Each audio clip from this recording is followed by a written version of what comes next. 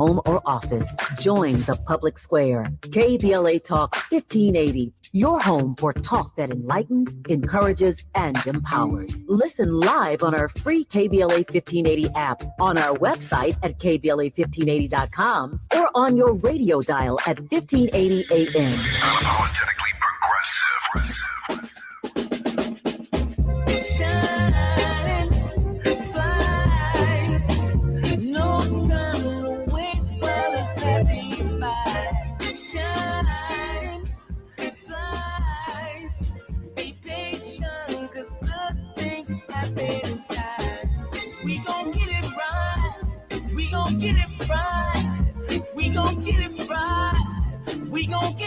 Protests and anthems, yes, we chanting a movement of people. It's like we dancing to the ministry of, it's the energy of, in memory of them that we love. The trinity of the people, the peace, the power, the truth. We speak the powers even louder. We can say it blacker, we can say it prouder. A woman vice president that went to Howard. Now we talk helping black businesses, and our differences is magnificent. Bringing light to the point where the prisons is. I was told good life is where forgiveness lives. The ascension is to leave what's left behind and feed the seeds with deeds that bless the mind, caress the mind, and question justify. Out of time, I best align.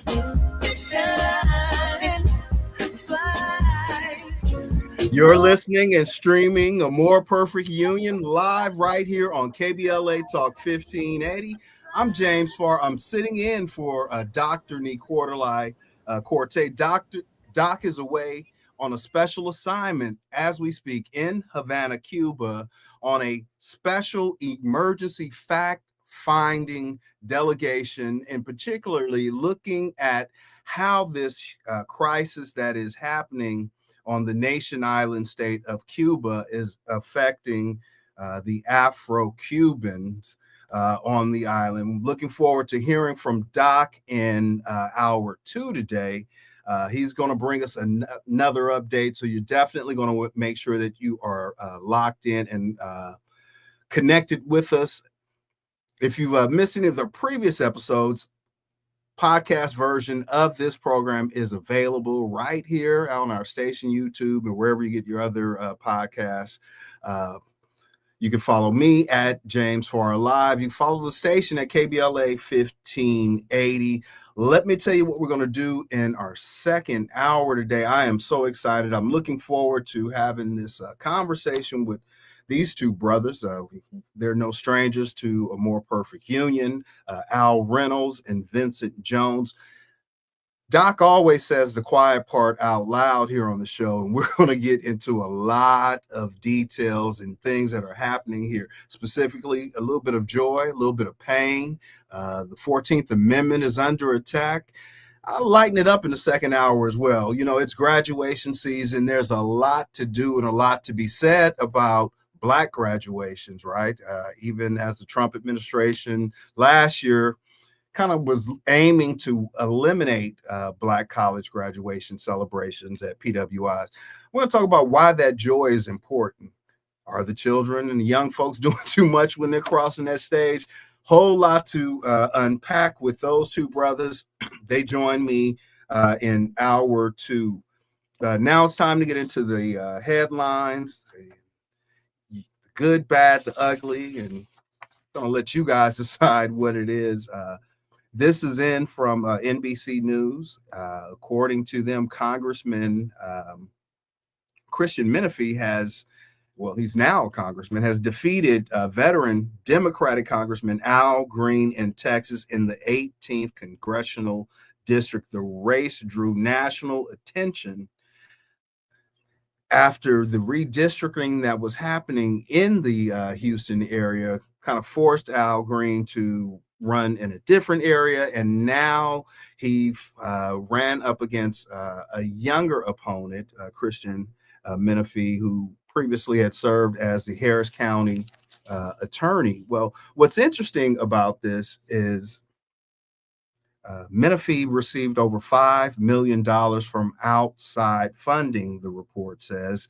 The 38-year-old will now take the seat. He's also quoted as saying that we need to get PAC money out of the election cycle. So it's really interesting. You know, on one hand, Menifee, 38, younger generation, new regime coming in, younger folks taking their place against the 78-year-old stalwart, congressional member. But he gets the money, gets elected, and says we don't need money in any more money in politics. That's a very kind of interesting thing. Also, since we're on the subject of money, record-setting spending is happening in the California governor's race. This article, this from the Los Angeles Times, it is talking about, according to the Los Angeles Times, outside groups have already spent nearly $80 million trying to influence the race. Here's where the money is going, folks. About $32 million has been spent opposing billionaire Tom Steyer. Steyer himself has invested more than, wait for it, $212 million of his own money. Former Biden cabinet member Javier Becerra has received more than $13 million in outside support. San Jose Mayor Matt Mahan has benefited from more than $21 million in independent spending. And Republican candidate Steve Hilton has nearly $2 million in opposition spending. That's a lot of money, folks. I mean, a whole lot of money to be spent on elections. I'm not pocket watching. I am fully aware, as you are leaders, listeners, and learners are aware, that elections are a big business. I mean, we saw, I guess you call it an autopsy, the spending and how the Democratic Party, this autopsy that was just released earlier this week, it was horrible. But the money that is spent, right? And we're not even talking about the money that is spent on wars, but we're talking about the money it takes to get elected into office is just astonishing. When we come forward, Dr. Nii-Quartelai Quartey, he's gone, but he's here. We're right in the middle of the election cycle, the election season. The final day to vote here in the state of California is on Tuesday, June 2nd. KBLA has been bringing you candidates from various races. Dr. Nii-Quartelai has been facilitating many conversations himself with the candidates. Today, we bring you Dr. Nii-Quartelai and former Los Angeles Mayor Antonio Villaraigosa, who is now running for the office of governor here in the state of California. We're going to bring you that conversation when we come forward. Stay with us only on KBLA Talk 1580. We got a lot to talk about. You're listening to A More Perfect Union on KBLA Talk 1580. We've got a lot to talk about. Javier Becerra isn't new to the fight for progress. In Congress, he helped write and pass Obamacare. As Attorney General, he sued Trump over 120 times and won. As Secretary of Health, Becerra took on special interests and lowered drug costs. Endorsed by Planned Parenthood and nurses, Javier Becerra is the fighter we need and the leader we can trust to tackle California's affordability crisis, build more affordable housing, and stop Trump when he violates our civil rights. Ad paid for by Becerra for Governor 2026. It's game day. Are your moderate to severe Crohn's disease or ulcerative colitis symptoms keeping you from the action? Skyrizi, risankizumab Riza, could help you get back to the game. Skyrizi is proven to help people feel significant symptom relief, achieve remission, and visibly improve damage of the intestinal lining. Skyrizi is a prescription injection medicine for adults. Don't use if allergic to Skyrizi. Serious allergic reactions, increased infections, or lower ability to fight them may occur. Before treatment, get checked for infections and tuberculosis. Tell your doctor about any flu-like symptoms or vaccines. Liver problems leading to hospitalization may occur when treated for Crohn's or ulcerative colitis. Control is everything to me.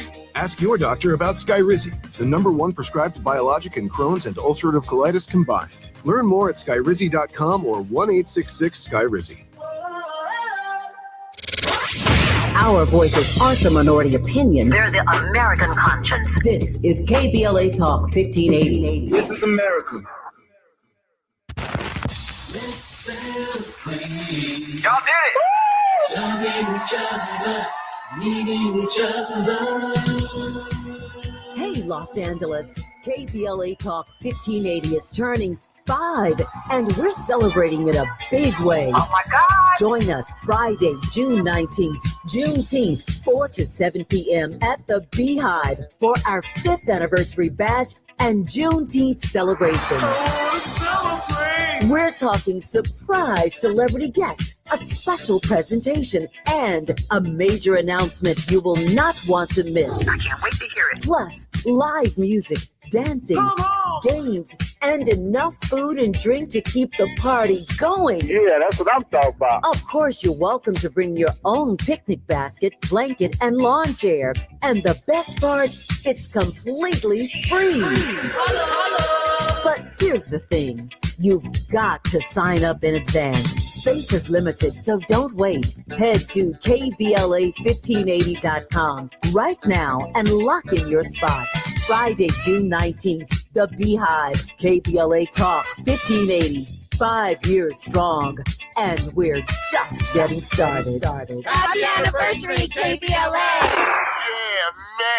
Hit me. National news, the consequence, informed opinion, and analysis beyond the headlines. You're listening to A More Perfect Union on KBLA Talk 1580.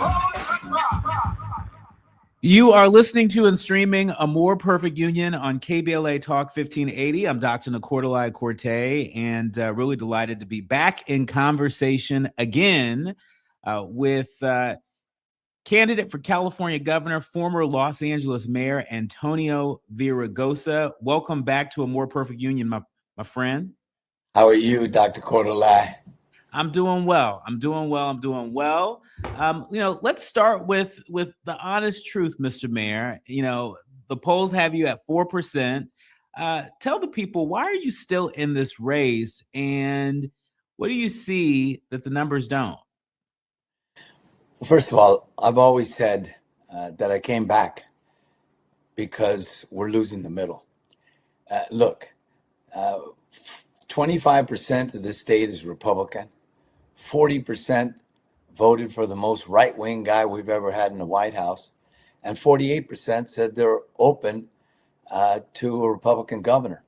When you look at what's going on in this state, the issue of affordability, homelessness, the big issues facing this state, you can't put them all on Donald Trump. You just can't. And you know that people aren't buying it because we've lost more Latinos than we've lost in a very, very long time, more black men, more young people, to, again, someone who I believe is a threat to our democracy. Dr. Quartelai, if you remember, I came out of the civil rights movement. At 15 years old, I helped to start the Black Student Union with other freshman football players, got involved with the farm worker boycott, led the walkouts at my school. I've been fighting for immigrants and civil rights for my entire life. I was president of the ACLU. But I tell people, when you lose the middle, you got to look in the mirror. And I'm speaking truth to power.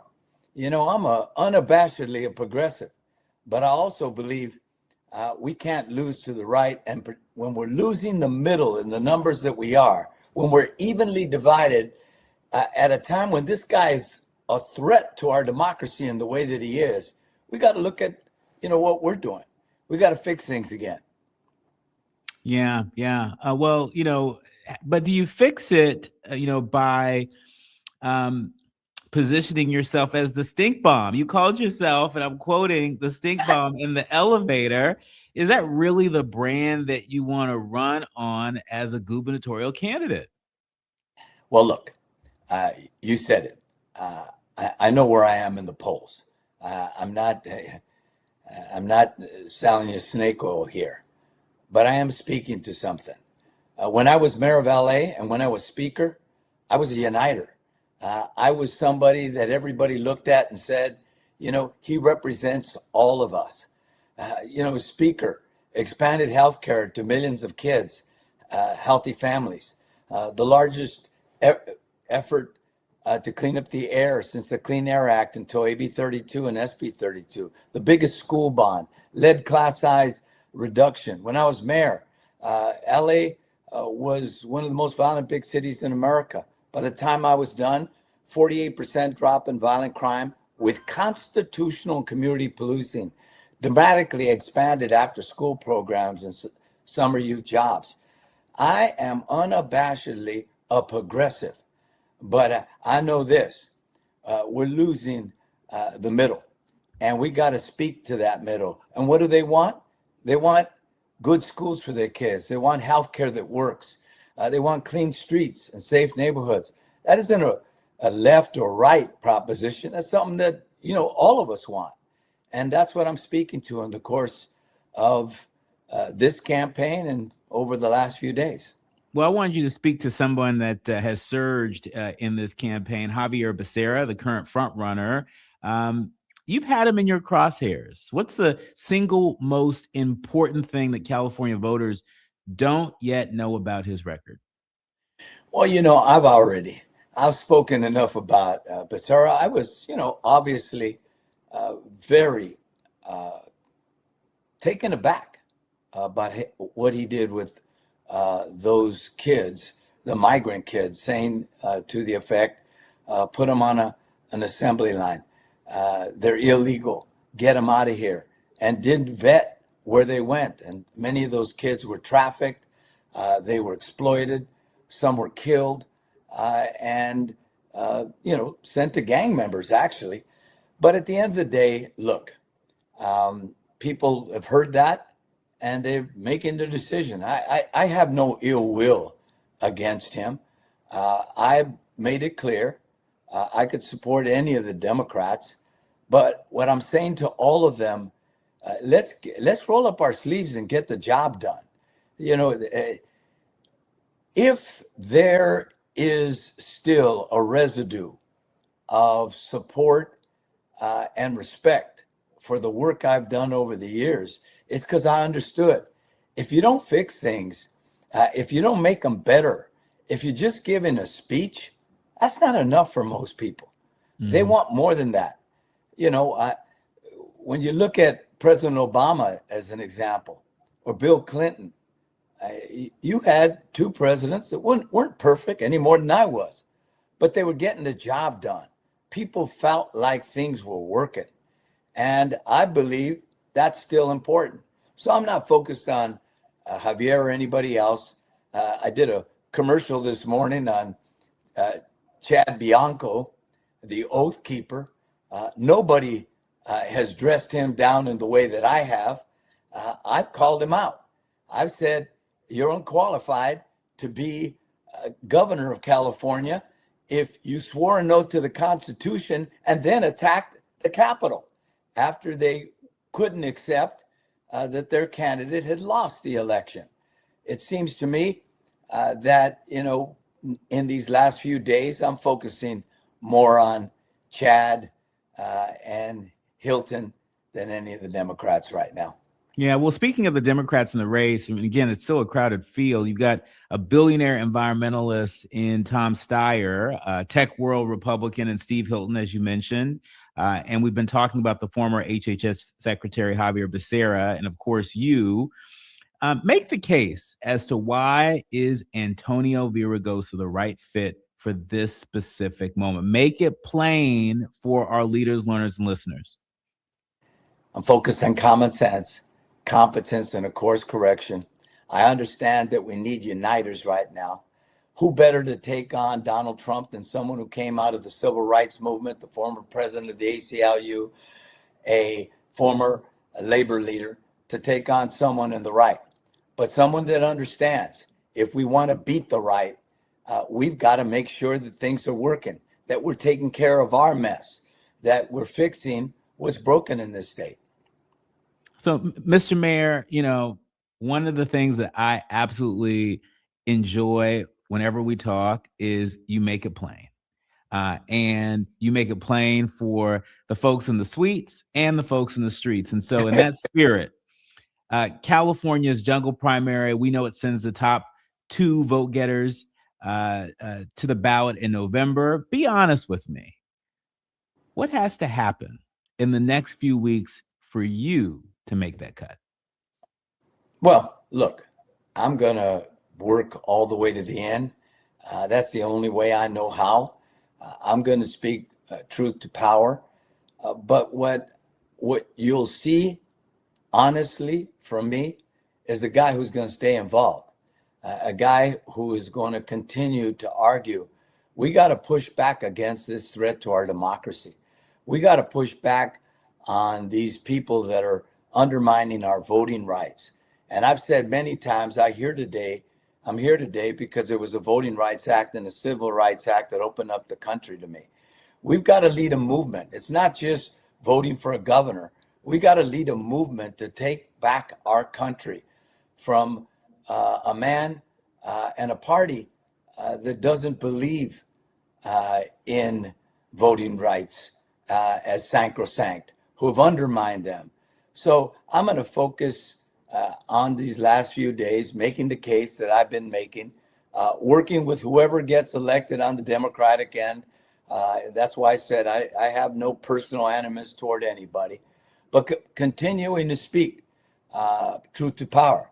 I'll be working also for, Karen. As you know, I've known her for more than 50 years.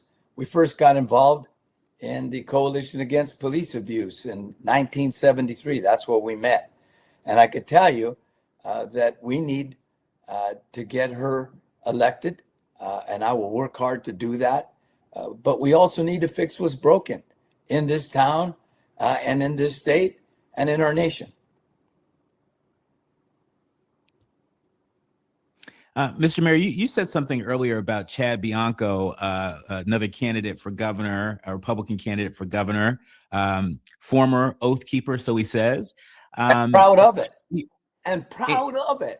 Very proud, very, very proud of it. But I think you're probably uniquely positioned to answer this next question, connecting the dots between, the candidacy of folks like Republican candidate for governor Chad Bianco, Republican candidate Steve Hilton.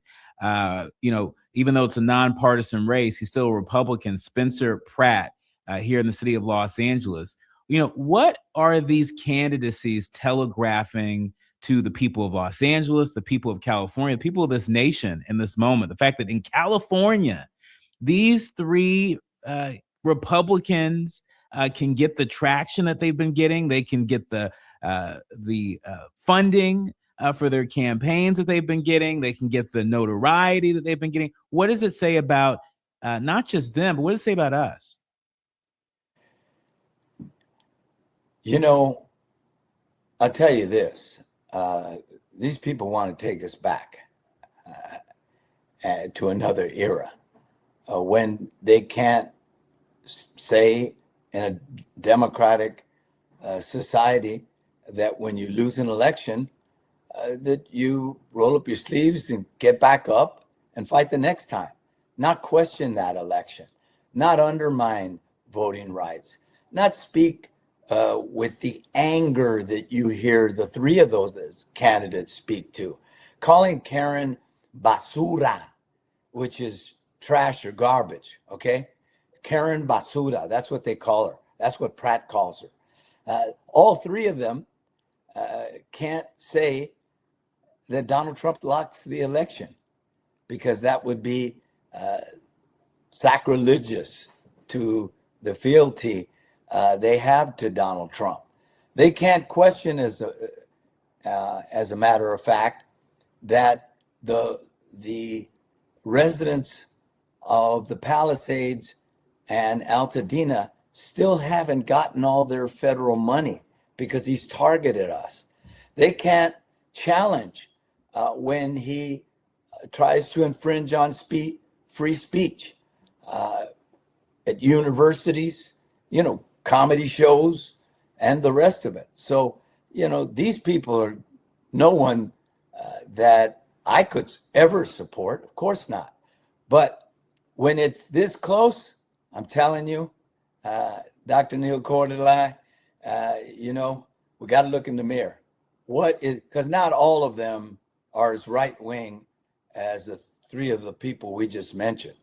Some of them are just upset that the state's not affordable, that they can't pay rent, that gas costs and groceries cost as much as they do. And they're feeling like nobody's listening. So that's kind of what's happening right now. And I'm going to continue to fight against that right, because I see them as a real threat to who we are as Americans.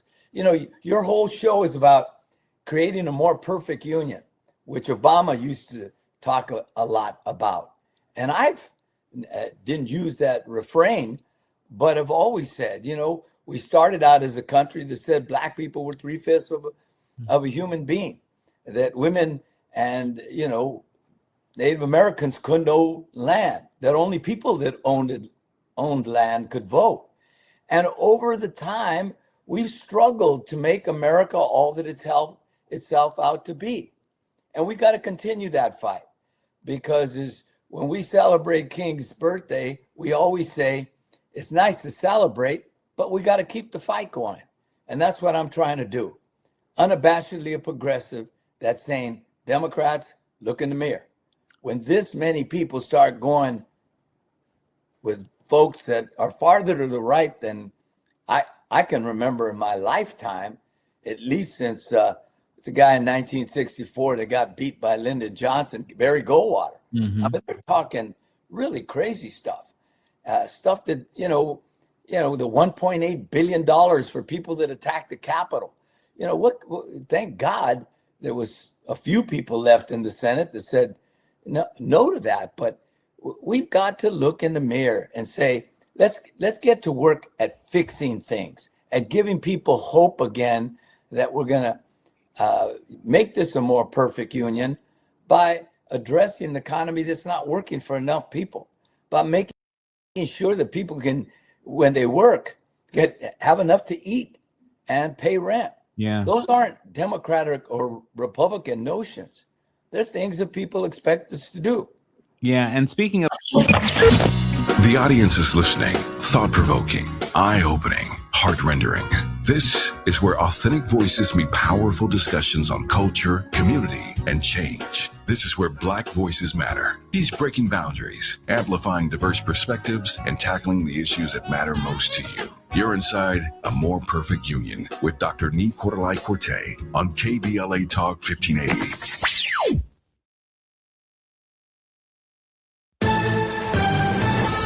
I'm Amber Payton with BIN News Now. Black Congressman Christian Menifee has won the Democratic primary runoff in Texas' 18th district, defeating longtime Congressman Al Green, who is also black. Congressman Green's legacy will outlive any election, and I'm committed to making sure that his legacy remains strong. Menifee blamed redistricting for the matchup. He'll face Republican Ronald Dwayne Whitfield in November. Alabama officials are asking the Supreme Court to let them use a Republican-leaning congressional map for the midterms.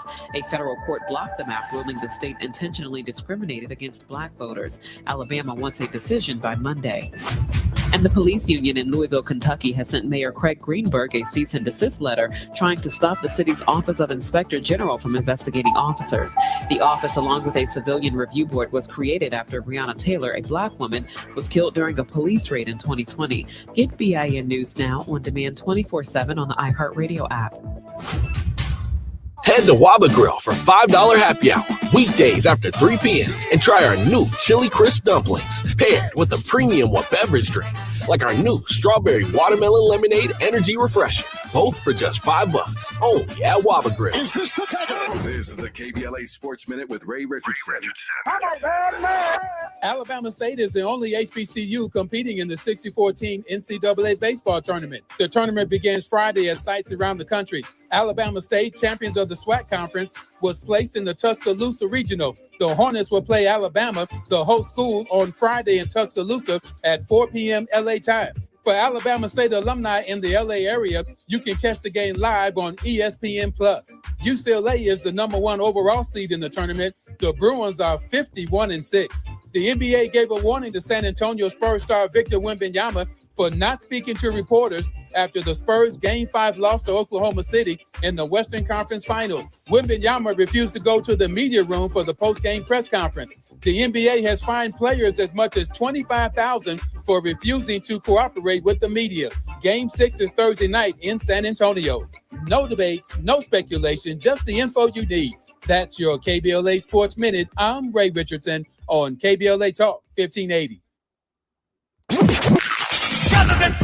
In a world full of noise, one station keeps it real. KBLA Talk 1580, where the conversation goes deeper, the voices sound like yours, and the issues that matter most to our community take center stage. Progressive, powerful, unapologetically us. Whether you're driving through the city or tuning in from your home or office, join the public square. KBLA Talk 1580, your home for talk that enlightens, encourages, and empowers. Listen live on our free KBLA 1580 app, on our website at KBLA1580.com, or on your radio dial at 1580 AM. Unapologetically progressive. Javier Becerra isn't new to the fight for progress. In Congress, he helped write and pass Obamacare. As Attorney General, he sued Trump over 120 times and won. As Secretary of Health, Becerra took on special interests and lowered drug costs. Endorsed by Planned Parenthood and nurses, Javier Becerra is the fighter we need and the leader we can trust to tackle California's affordability crisis, build more affordable housing, and stop Trump when he violates our civil rights. Ad paid for by Becerra for Governor 2026. Let me tell you something about Los Angeles. This city doesn't have small problems, so it damn sure doesn't need small, weak leadership. That's why I support Karen Bass. She walked into a system that was slow, broken, and reluctant to change. She cut through red tape and started moving people off the streets into housing. She created the Office of Community Safety to make our neighborhoods safer, supported wage increases for many underpaid workers, expanded contract opportunities for small minority business, and signed an executive order to give formerly incarcerated people a second chance. Karen Bass is about real change. I'm Samuel L. Jackson, and I've seen a lot of people talk tough. Karen Bass is tough. That's why I'm voting for Karen Bass, and you should too. So vote today. You received your ballot in the mail by now. You don't even have to go to the polls. Just fill out your ballot and hand it to your postal worker. No stamp needed.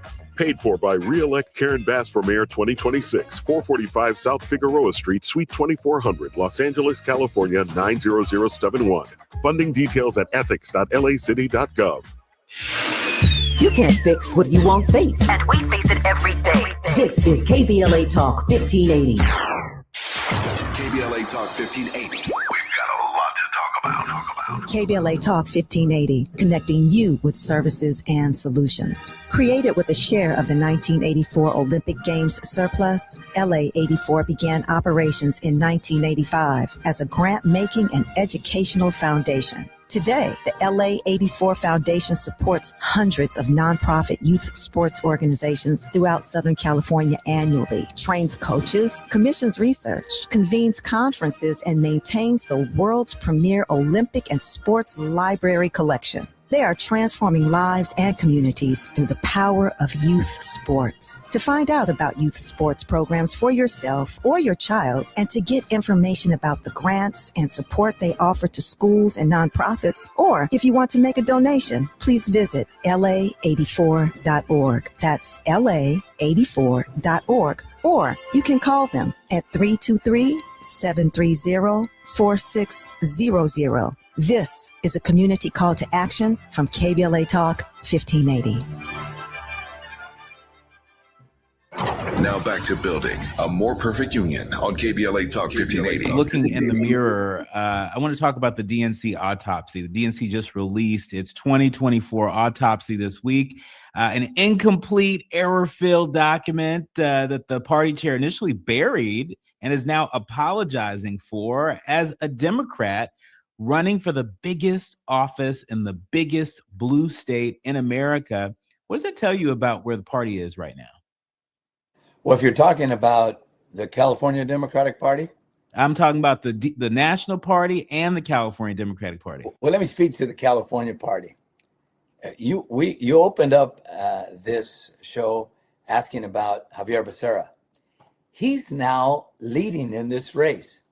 And if you had listened to Rusty Hicks of the California Democratic Party, he'd have been out by now, because he was asking all of us, by the way, all the people of color in the race, the most experienced people in the race, to get out of that race.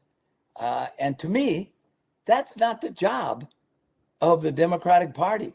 The job of the Democratic Party is to engage the electorate. They say that somewhere around 30% of the electorate are going to vote in this election. Why aren't we doing more to energize that vote, to motivate that vote? Instead, they've spent $500,000 on polls, which initially said that Javier Becerra had no shot. And so I take umbrage with that, frankly. I think it's an indication that we've lost our way. And I think I'm not the only Democrat talking like that. There are a lot of people that are saying, hey, hold it. Let's regain that middle so we could beat the right, so we could defend our democracy, so we can make it clear to people that we're the party of working families and middle-class families, and they're struggling. They want help. Let's focus on helping them, and then take, do the work we need to do to make a more perfect union. Yeah. Mr. Mayor, I want to ask you, what is your message to the consultant class? There are a lot of folks who are just boiling over with some of the insights from this DNC autopsy. There were a number of consultants and firms that made a lot of money, tens of millions of dollars. Yes, there are folks calling for Ken Martin to resign as the DNC party chair. But to me, that's only the tip of the iceberg. There's a whole consultant class, as you know, that benefits from the millions of dollars that are bundled every election cycle, dollars that aren't hitting the streets like they need to. I think I saw a figure that something like of the $1 billion raised in 2024, I think 65 million went to actual voter contact as opposed to. Exactly. I mean, what do you make of that? We forgot that we're a party of, knocking on doors and talking to people and sharing with them a vision and listening to them about the issues important to them. We forgot about that. We spend more money on TV than we do knocking on doors. Because you know what they'll say? And they always say that you can't knock on enough doors. Well, we used to knock on doors. Every campaign knocked on doors. Now, for a statewide campaign, nobody would tell you that knocking on a door makes sense. And yet, democracy is about people. People need to see you, touch you, feel you, get a sense of who you are. You said something, that when I come on the show, I speak straight. Well, it may not always be popular. There may be a lot of people listening to the show and say, he's full of you know what. But you know what? I'm going to stay engaged. I'm not going to go into some hole. I'm going to fight for our democracy. I have my whole life. And fight to regain our party, because you just said it. To spend $1 billion and only 65 million knocking on doors, there's something wrong with that. There's something broken. And we need to fix it if we want to win. Yeah. In our remaining minutes with you, Mr. Mayor, I want to ask you about a critique that you have made. You said that Democrats can put everything wrong in California. They can't put everything wrong in California on Donald Trump. That's a pretty remarkable thing for a Democrat to say in 2026. Who specifically should be held accountable? All of us, everybody. Well, I haven't been in office, but I include everybody. We all, you can't we spent $24 billion on homelessness, and it went up. And they didn't want to do an audit. And when they finally did an audit, they only said 2 programs worked. renter assistance makes sense, right? You know, let's help them before they go homeless, and temporary housing. Well, if it's not working, why are we throwing money at the problem? We've got to fix what's broken. You know, whether it's homelessness, whether it's affordability, people can't afford rent. We're not building anymore. If you read the book by Ezra Klein, Abundance, he talks about Democrats don't build anymore. They're building housing and infrastructure in Texas and Florida. Why aren't we doing it here? Why? Because we don't let the perfect get in the way of the good. Because we're looking for perfect, and perfect doesn't exist. And that's what I learned as a mayor.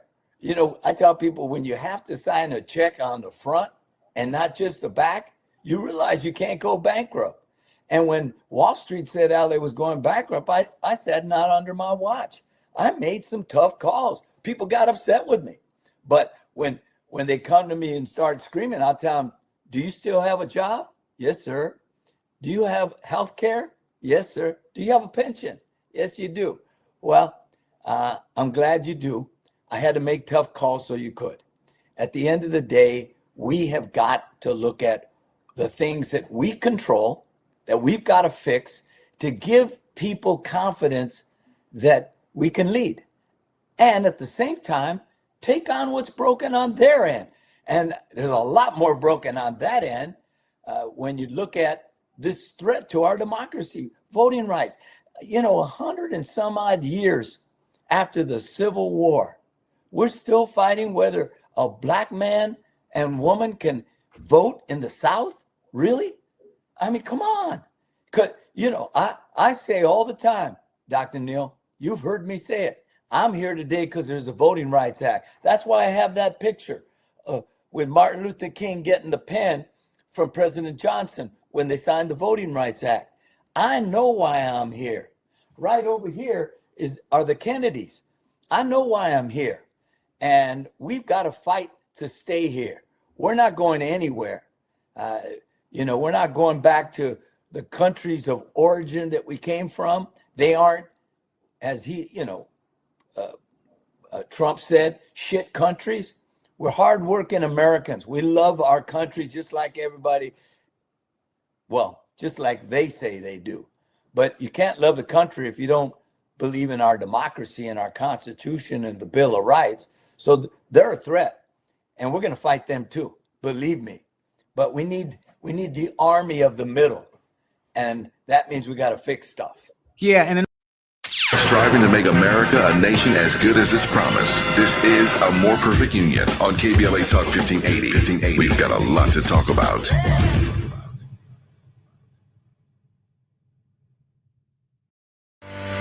Javier Becerra isn't new to the fight for progress. In Congress, he helped write and pass Obamacare. As Attorney General, he sued Trump over 120 times and won. As Secretary of Health, Becerra took on special interests and lowered drug costs. Endorsed by Planned Parenthood and nurses, Javier Becerra is the fighter we need and the leader we can trust to tackle California's affordability crisis, build more affordable housing, and stop Trump when he violates our civil rights. Ad paid for by Becerra for Governor 2026.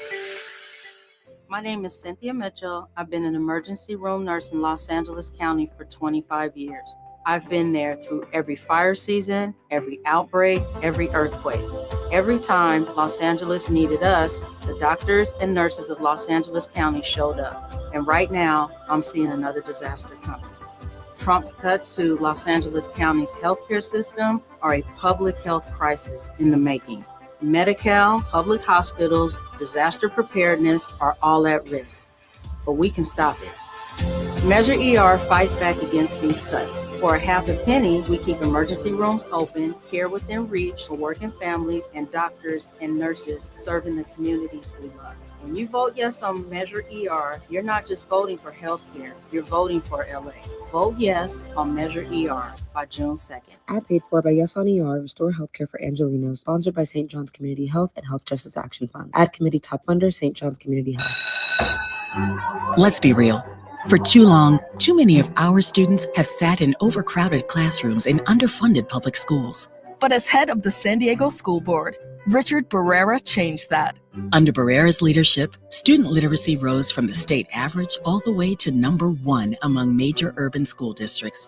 Barrera led the way for smaller classrooms and for teachers to be paid what they're worth. Barrera funded more counselors and mental health services, and community schools that teach real-world skills for future jobs. A community organizer who became an education leader to fight for our kids. The only candidate for state superintendent of public instruction, Backed by the 310,000 classroom educators of the California Teachers Association. Vote Democrat Richard Barrera for state superintendent. Ad paid for by California Teachers Association Independent Expenditure Committee, not authorized by a candidate or committee controlled by a candidate. Javier Becerra isn't new to the fight for progress. In Congress, he helped write and pass Obamacare. As Attorney General, he sued Trump over 120 times and won. As Secretary of Health, Becerra took on special interests and lowered drug costs. Endorsed by Planned Parenthood and nurses, Javier Becerra is the fighter we need and the leader we can trust to tackle California's affordability crisis, build more affordable housing, and stop Trump when he violates our civil rights. Ad paid for by Becerra for Governor 2026. You still have time to vote. Skip the lines and return your ballot to any official ballot drop box near you leading up to Tuesday, June 2nd. So don't wait and vote early. Visit plan.lavote.gov to learn more. Brought to you by the Los Angeles County Registrar. Let me tell you something about Los Angeles. This city doesn't have small problems, so it damn sure doesn't need small, weak leadership. That's why I support Karen Bass. She walked into a system that was slow, broken, and reluctant to change. She cut through red tape and started moving people off the streets into housing. She created the Office of Community Safety to make our neighborhood safer, supported wage increases for many underpaid workers, expanded contract opportunities for small minority business, and signed an executive order to give formerly incarcerated people a second chance. Karen Bass is about real change. I'm Samuel L. Jackson, and I've seen a lot of people talk tough. Karen Bass is tough. That's why I'm voting for Karen Bass, and you should too. So vote today. You received your ballot in the mail by now. You don't even have to go to the polls. Just fill out your ballot and hand it to your postal worker. No stamp needed. Paid for by re-elect Karen Bass for Mayor 2026, 445 South Figueroa Street, Suite 2400, Los Angeles, California, 90071. Funding details at ethics.lacity.gov. We face tragedy, but we don't fall into despair. We continue our work to build a more perfect union. In order to fix stuff, folks have to have confidence in our leaders. There are folks that see sort of a moral deficit in leadership on every level of government. Back to homelessness for a second. You were mayor of Los Angeles for 8 years. 8 years. And homelessness has only grown since. What did you get wrong, and why should voters believe that you'd get it right as governor? Did you get everything right as mayor, particularly when it comes to homelessness? What did you get wrong? People want to hear, what did you get wrong? Well, let me start that you might be able to course correct as governor should you be elected.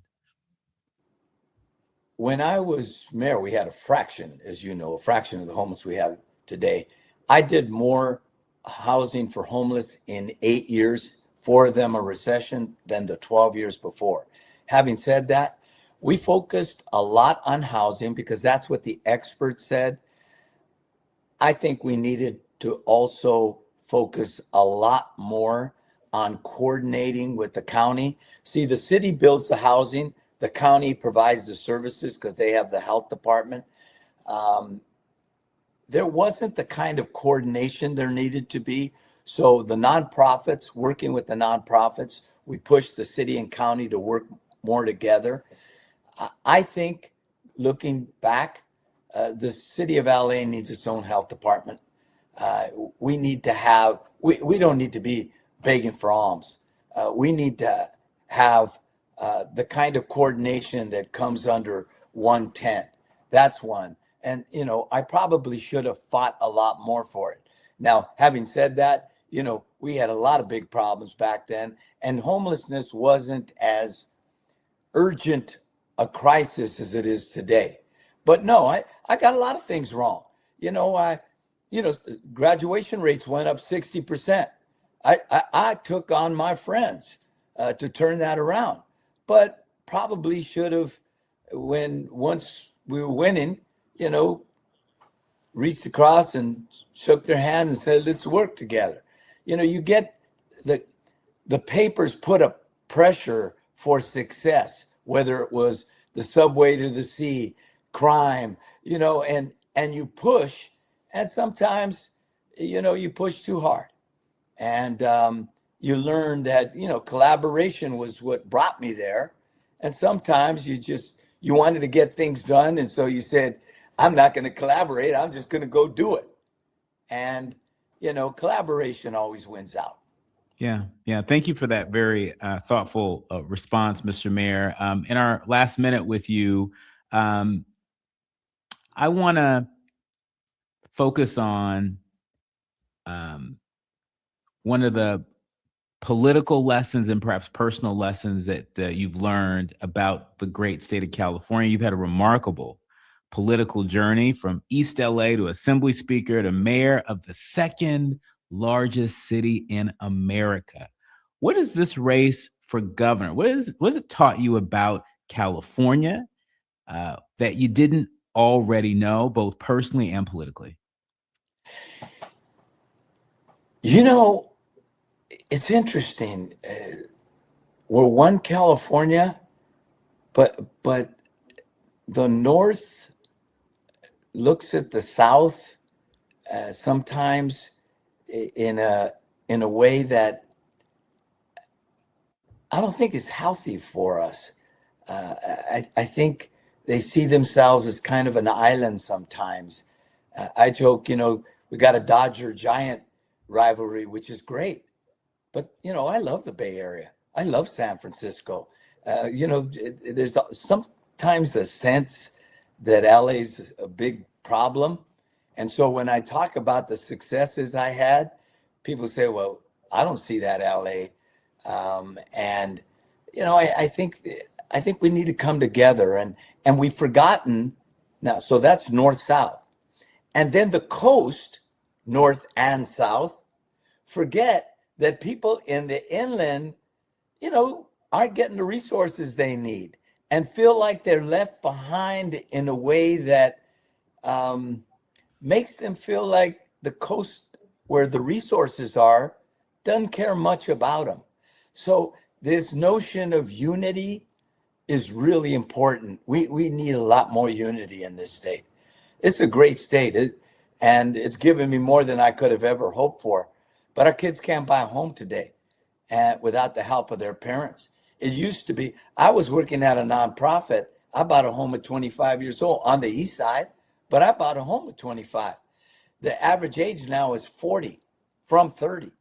And so, we've got to fix those things on the coast, in the inland, in the north and the south. And I'm hoping that we start to understand we're stronger together. Our thanks to former Los Angeles mayor, former Assembly Speaker, and current candidate for California Governor Antonio Villaraigosa. Thank you, sir. Thank you for being so generous with your time and your thoughts. No, and thank you for your conversation. Look, I love this country. I know you do. I want it to be better. I want it to be all that it's held itself out to be. We can't have an economy where so many people are working every day and they just can't make it. We've got to focus on the training and the education that we need to make this a more perfect union. And we've got to push back against the notion that we're ever going back. We're never going back. The hands of time only go forward. And appreciate all the work that you do and the conversations you have every single day. Thank you, sir. You've been listening to and streaming A More Perfect Union. That was, as you heard, for the last half an hour, Dr. Nii-Quartelai Quartey and former Los Angeles Mayor Antonio Villaraigosa, who is now a candidate for the governor's seat here in the great state, golden state of California. And folks, as I was saying earlier, before we played this interview with Mayor Villaraigosa and Dr. Nii-Quartelai, elections are happening right now here in the state of California. The polls close at 8 p.m. on Tuesday. Now, if you're like me, and hopefully you're not, but if you're like me, you perhaps have come to a decision, but you're a little bit still cautious, right? You're wondering, is there, going to be some surprise that may happen, or perhaps some revelation or some clarity that may come to you, and you prefer to wait a little bit, right? I wouldn't wait very much longer if you intend on voting by mail. But here's one of the great things about, and this is specifically for our folks in Los Angeles County, we have voter centers, right? So that means you don't, before, I can remember as a kid, I can remember my big mom and them at the church, I didn't know they got paid for it, but we used to go to like the polling place, and it may have been like at the community center. It may have been at a church. It really was a community thing, right? You'd see people, and you see people fellowship, and they weren't talking about who they were voting, at least going into the polls, but there were certainly conversations after they had cast that ballot. So in Los Angeles County, because we have voting centers, it doesn't matter where you are, you can drop your ballot off at the ballot box. You can go in and vote at a poll, no matter where it is. So the excuse, if you will, for traffic or being on one side of the town or rushing home, all of those things can happen in proximity to wherever you are. I'm not one of those that says this is the most important elections. They all are important, but I also understand some of the disenfranchisement, but I don't think that not voting is a solution, right? It's your right to not vote, but I don't think that is a solution. If you have questions, stay connected with KBLA Talk 1580. We have been talking to candidates all of this election cycle. When we come forward in our final hour, I'm going to let these two brothers go, Al Reynolds and Vincent Jones. They're going to be joining me. I want to talk a little bit more about this 14th Amendment being rolled back. But first, we'll hear from Nii-Quartelai Quartey live from Havana. Stay with us only on KBLA Talk 1580. We got a lot to talk about. KBLA 1580 Santa Monica. I'm Amber Payton with BIN News Now. Black Congressman Christian Menifee has won the Democratic primary runoff in Texas' 18th district, defeating longtime Congressman Al Green, who is also black. Congressman Green's legacy will outlive any election, and I'm committed to making sure that his legacy remains strong. Menifee blamed redistricting for the matchup. He'll face Republican Ronald Dwayne Whitfield in November. Alabama officials are asking the Supreme Court to let them use a Republican-leaning congressional map for the midterms. A federal court blocked the map, ruling the state intentionally discriminated against black voters. Alabama wants a decision by Monday. And the police union in Louisville, Kentucky has sent Mayor Craig Greenberg a cease and desist letter trying to stop the city's Office of Inspector General from investigating officers. The office, along with a civilian review board, was created after Breonna Taylor, a black woman, was killed during a police raid in 2020. Get BIN News Now on demand 24/7 on the iHeartRadio app.